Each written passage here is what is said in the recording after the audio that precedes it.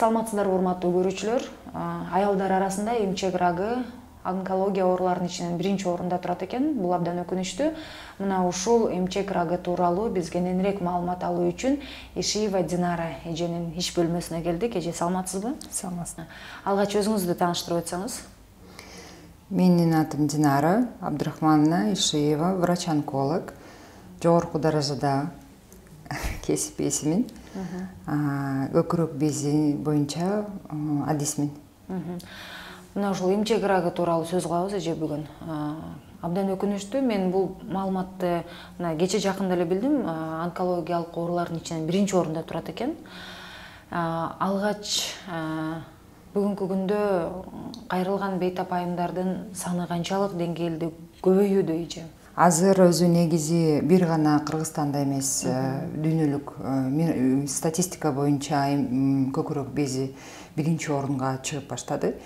Бирок өнүккөн өлкөлөрдө выявляемость деп коет, жанагы жаңы ооруган адамдардын тапкан санына байланыштуу, бирок алардын излечимость деп коет, жанагы жакшы болуп кеткен проценти дагы аябай чоң да.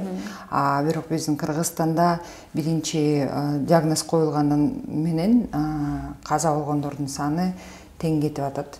Ошондуктан биздеги статистика аябай өкүнүчтүү болуп барат. Алгач белгилери тууралуу айтып берсеңиз. Ар бир аял өзү негизи өзүн жакшы көргөн, өзүнүн ден соолугуна кам көргөн аял ай сайын өзүнүн көкүрөк безин кармап, жанагы диагностика билип, өзүнүн кармап жүрүү ыктымал да, шарт болуш керек ошондойгочу. Анан эң негизги белгилери бул көкүрөктүн формасынын өзгөрүшү, көкүрөктө мындай шишиктин пайда болушу. Шишик бир гана көзгө эмес, кол менен кармап көргөндө дагы көкүрөктүн ар кайсыл бөлүктөрүндө шишик пайда болушу мүмкүн. Без сымал, без сымал пайда болушу мүмкүн. Анан оорутат. Анан эмчек үрпүнөн же кан, же мондай жидкостьтардын чыгуусу болуп эсептелинет. Ушундай симптомдор бар болсо, бул алгачкы белгилериби же өтүшүп кеткендеги? Кандай десем, бул өзү негизи рак ооруларынын эң жаман сыпаты, бул өзү негизги мындай специфический деп коет, өзүнө тиешелүү белгилери жок. Ар кандай белгилер аркылуу мындай өтүшүп кеткен учурда деле ошондой симптомдорду берет. Анан башкы пайда болгон учурунда деле ошол эле симптомдорду берет. Анан негизи ооруганда, оору болсо, анан кармап көргөндө без пайда болсо, бул биринчи симптомдор эсептелинет.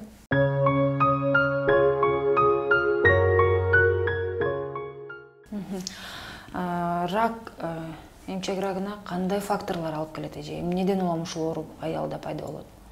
Бунун факторлору көп. Онкологиянын өзү негизи факторлору көп. Эмчек бези боюнча бул эрте, айыстын эрте келиши, же наоборот айыстын кеч келиши, климакстын эрте келиши, климакстын кеч келиши, көп аборттор, гинекология оорулары, гормональный оорулар. Анан кийин дагы бир мындай жакшы весомый деп фактор бул тукумундагы эмчек бези же болбосо гинекология оорулары, рактары бар болсо, ошол категория айымдар ошол эмеде мындай өтө өзүнө жакшы көңүл буруш керек. Демек тукум коет экен бул оору? Кээ бир учурларда тукум коет. Мутация деп коет. Мутация, генинде мутация бар болсо, ошол поколенияда, ошол эмеде тукум коет. Бүгүнкү күндө канча жаштагы айымдар көп кайрылууда эже? Оору жашаруудабы же?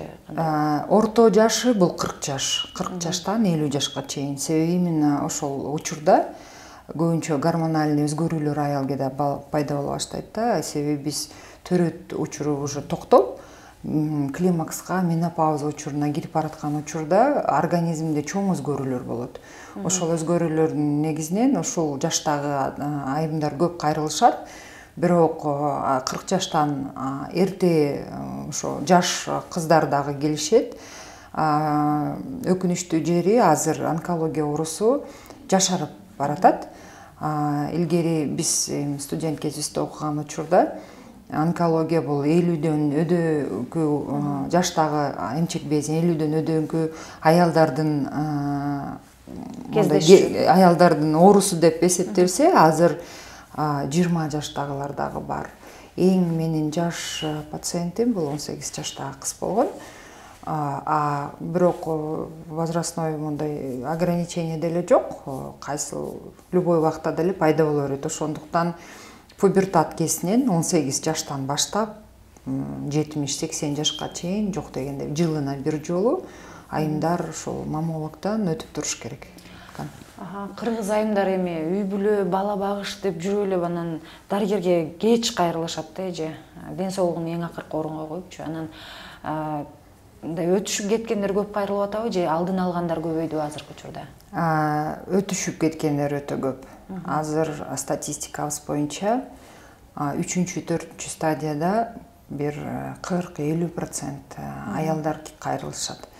Биз көкүрөктө бирдемкени сезсек дагы ана барам, мына барам, анан азыр тоюм бүтсүн, ашым бүтсүн, балам чоңойсун деп өздөрүнүн аял кишилер көп кам көрбөй коет. Ошонун негизинен өтүшүп кеткен учурлар аябай көп болот. Анан экинчи көйгөй бул бизде скрининг деп коет. Алдын алуу үчүн рак молочный көкүрөк безинин алдын алуу үчүн өзүнүн бир этаптары болот, обследованиялары болот да. Алар негизи өтө деле кымбат эмес. Бул маммография менен УЗИ. Маммография бул рентген, көкүрөктүн рентгени. И УЗИ. Мындай эсепке алганда алдын алуу өтө эле арзан. Кийин дарылоо абдан кымбат. Ошого биздин государство дагы көп көңүл бурбай атат бул категория, бул обследованияларга. Анан аялдар дагы өзүнө көп көңүл бурбай атышат да.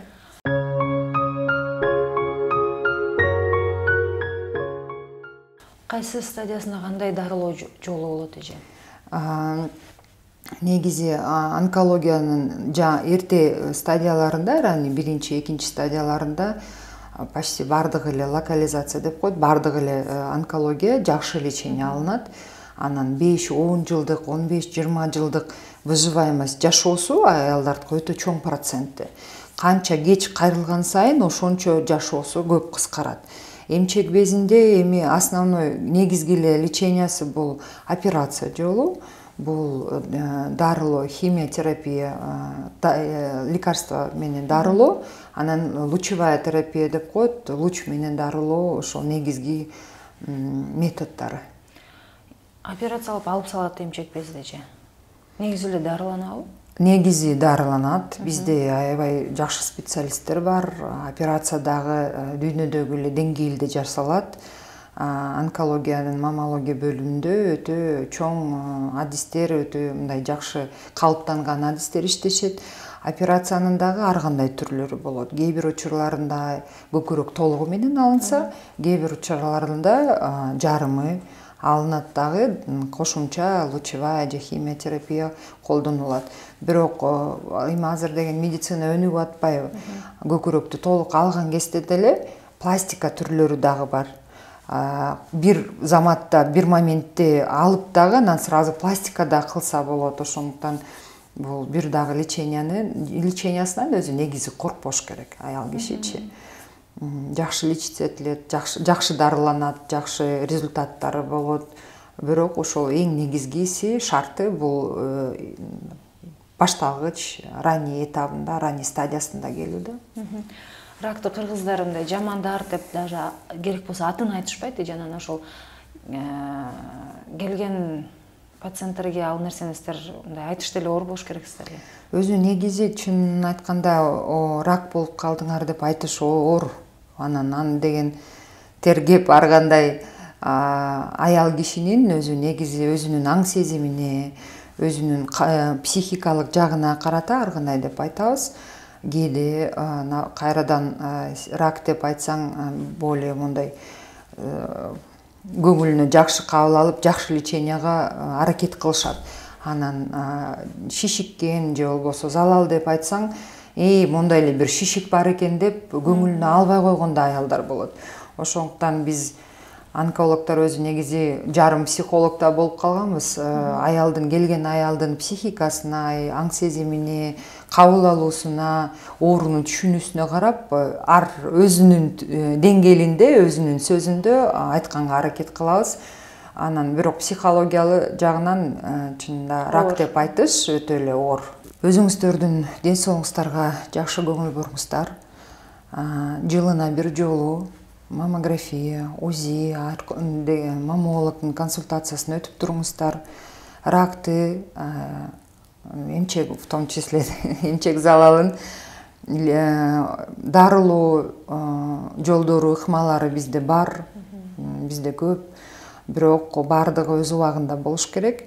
Өз убагында кайрылып, өз убагында дарылансаңыздар, выживаемость, излечимость аябай высокий, чоң проценттердин берет. Убактыңыздарды кетирбей, көбүнчө бизде молдолорго, мындай табыттарга барганды дагы элибиз жакшы көрөт. Эмне болгон кезде дагы биринчи врачтын консультациясын алып, анан обследование кылып, өзүңөр кам көрүңүздөр. Кошумчалай кетчү нерсе, ошол белгилерди айтып атасыз, алдыда эмчекте кандайдыр бир безди пайда болот деп, ошол нерсени билип турса дагы кабыл алгысы келбей, врачка барыштан, ошол нерсени угуштан коркуп жүрө берип өтүштүрүп ийгендер дагы бар да. Ооба, көп. Андайлар бар. Ошондуктан биринчи байлык ден соолук дейт. Бүгүнкү эмчек рагы тууралуу аз болсо да, бирок абдан маанилүү маалымат болду окшойт. Айымдар, баарыңыздарга ден соолук каалайбыз.